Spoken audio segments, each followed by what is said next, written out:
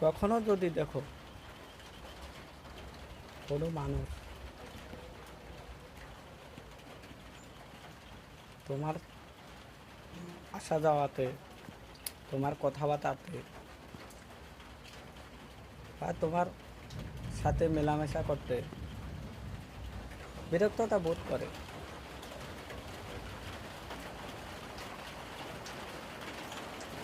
তোমার সাথে কথা বলতে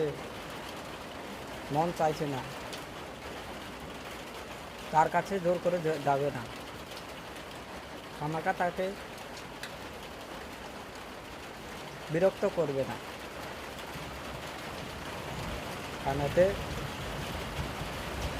ওর কষ্ট হয়।